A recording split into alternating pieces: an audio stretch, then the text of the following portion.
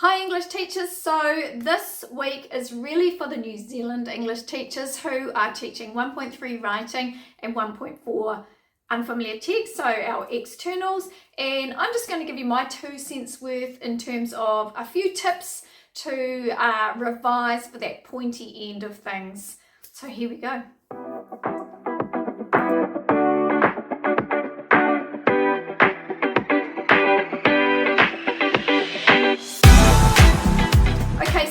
It's my 2 cents worth. Use, edit, delete as you like. Alright, let's start with 1.3 writing. So first off, don't assume the kids know anything about the standard, even though you've been doing it all year. So start at the beginning again with the name of the standard, the different names we have for it. So the number, which I can't remember off the top of my head, 1.4 writing, and the full name for it. You know, don't be worried, kids, if you see it in all these different forms. What internal and external actually means. You may have done this at the beginning of the year with them. Do it again. Now's a good time.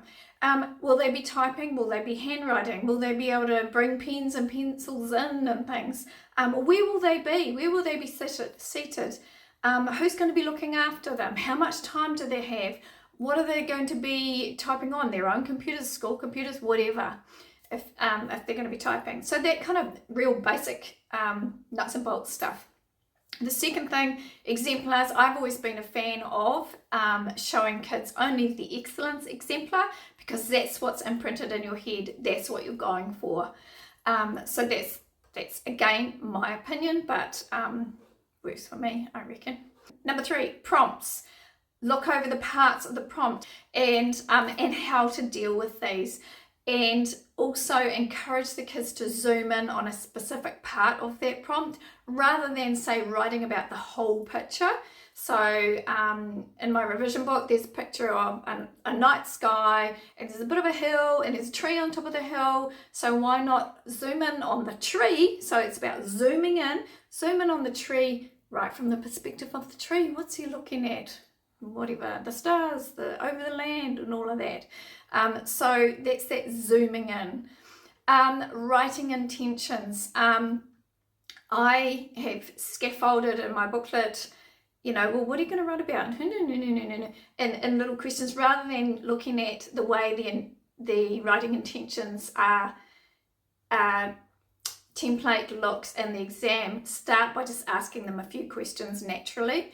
One thing I discovered, and I think I should have done this in my booklet, was as I filled it out myself, and this is why I always say have a go at the standards yourself, because you find things that you didn't foresee, that you didn't think would be a problem. One of the things that I tended when I was practicing myself as a student, I kept on going, starting with the point of view I was writing from. It would be really great if NCEA had that in their writing intentions. You know, whose point of view are you writing from? What will it be about? That kind of thing. So maybe that's part of the training. So, you know, begin with, I'll be writing from the tree's point of view, or I'll be writing from my own point of view, or something like that. And I think that's a really good starting point. So that's my little tip there. The other thing is whether they have to say what they want to communicate. I like that, the FETU acronym. So what does an author make you feel, experience, understand, think about, understand, but also do, I guess. So what do you want, kids, and I've shortened it to, what do I say? What do you want your audience to feel, understand, or do? So just have a little acronym for them to think about when they are writing, in writing their intentions. What are they wanting the audience to feel, understand, do? And that will give them something to hang that message on, rather than say, you know, what do you want to communicate to your audience? I don't know. I want to communicate the tree's experiences. No, we want more than that.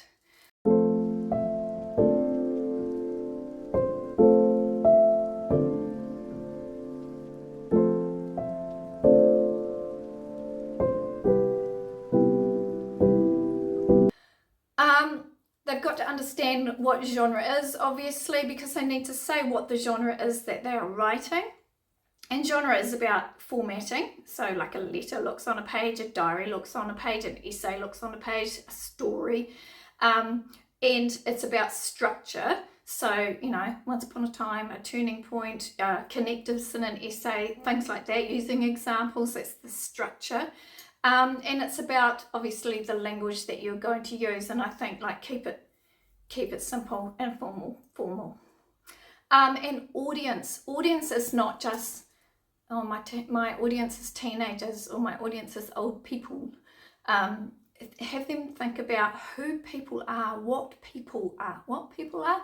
So people are about age, they are about culture, race, location, people living in a certain area, jobs, interests, you know, hobbies, sports, health, ability, life experience. So if they can hone in on that, so practicing that kind of thing as well is really good.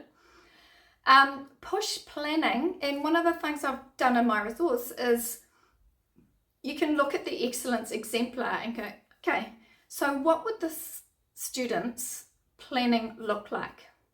What do you think this kids' planning would look like?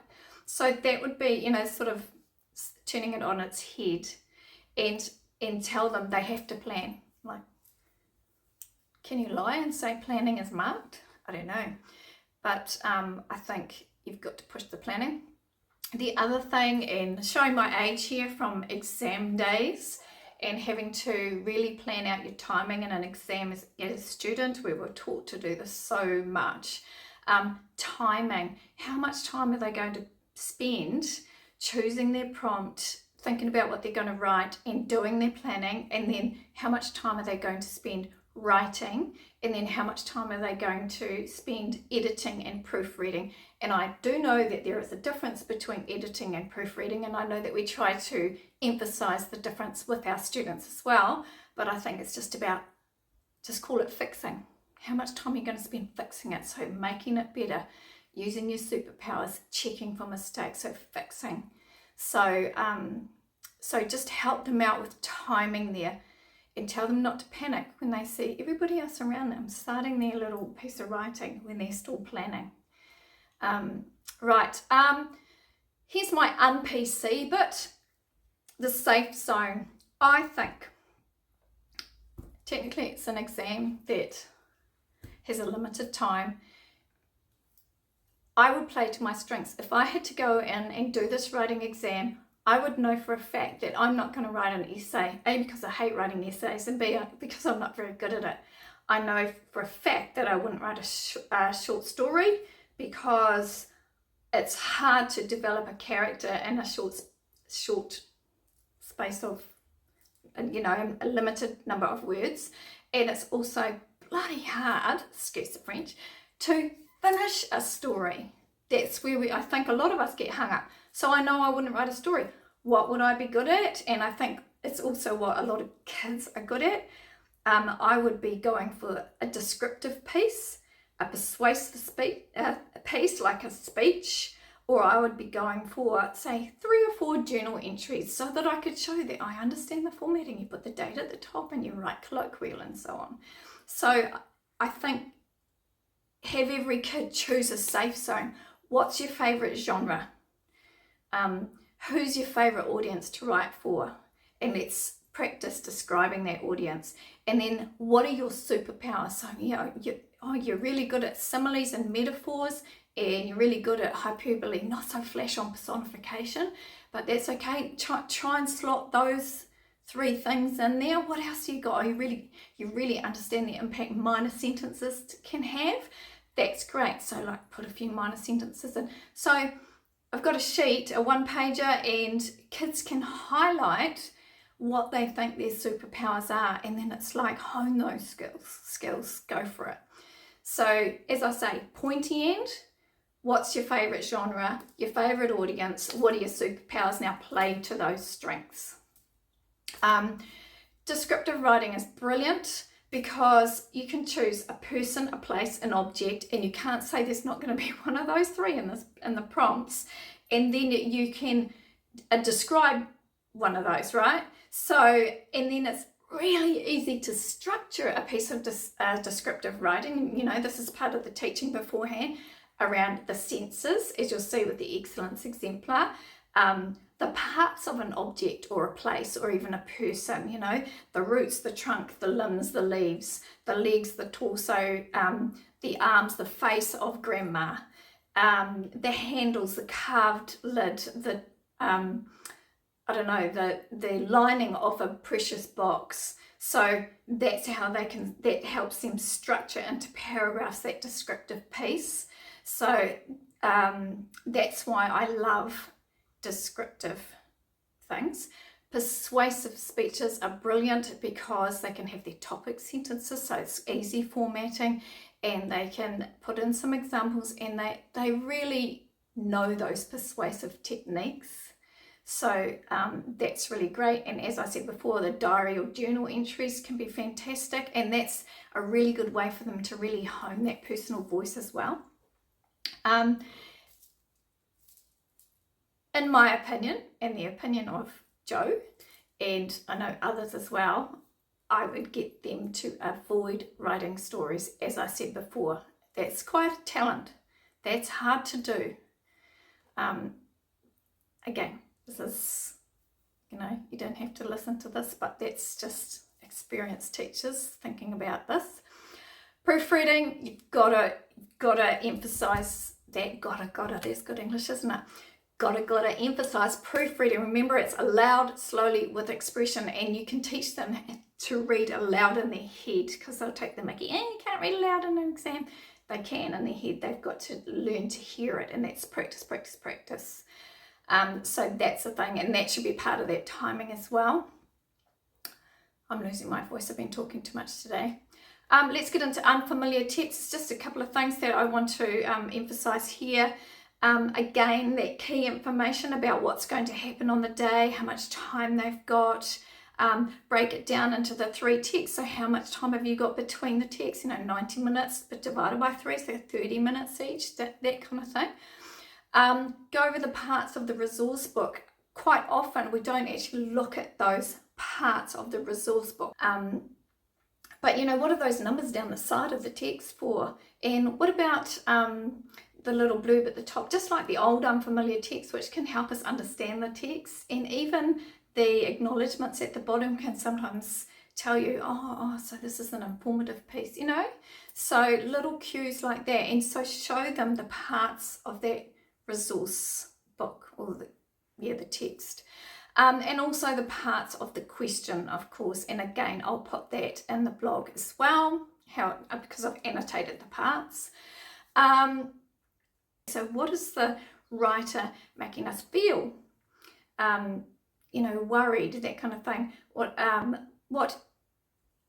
are they helping us experience with our senses? Are they helping us experience something with our sight?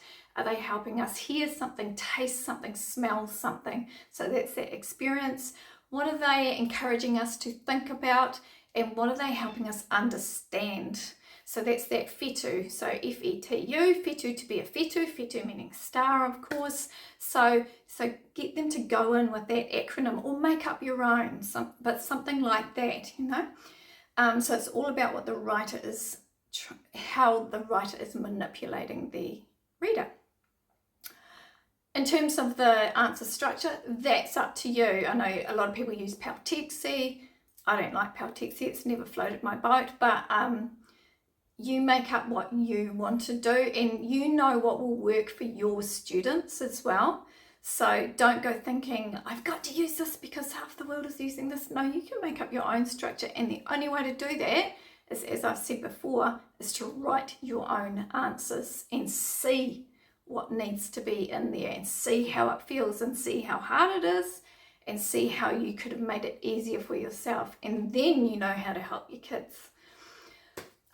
In terms of adding sprinkles, I call it sprinkles for excellence. Again, we're always aiming for excellence, and the worst case scenarios we get achieved, because sometimes that one little sentence can go, achieved. That can push you over the boundary, and it could be an excellence type sentence. So adding the sprinkles is about sprinkling your essay with knowledge of the world, how this relates to the world, you know, your past, the trends, the possible future. Human behavior, what's this showing about humanity, about how we think and work and everything.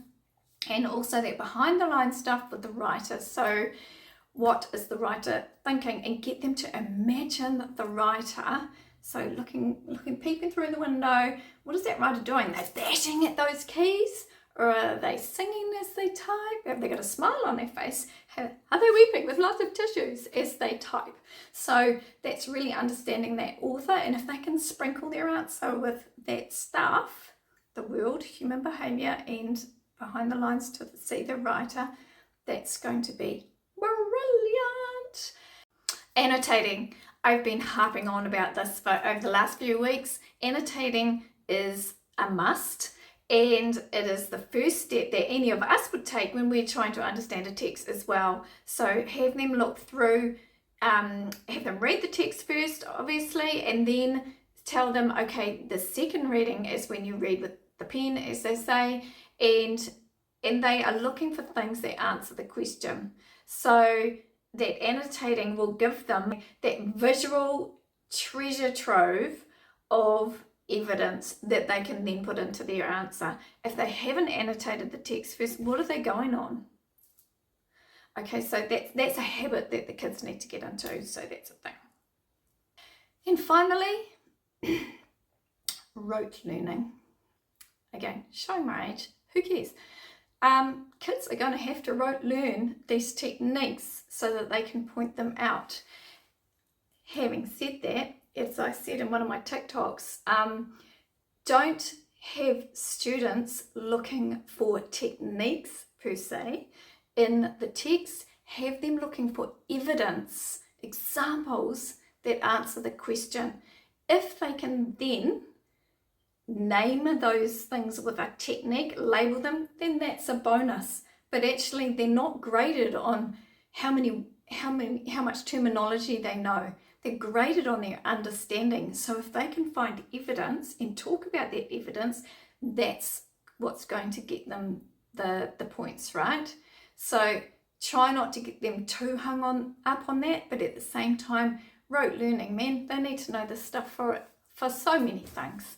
So that's a big thing. Get out the cue cards, do some AG tests. I think I've got a video or a blog about that, attainment goal tests, which are just fun things, and you give them the answer, and so it's just a fun thing. But yeah, don't get hung up on looking for techniques in the text. Look for evidence that will answer the question. And that is my 2 cents worth. A few cents worth there, and all the best to everyone with your externals. It's gonna be fine. See ya.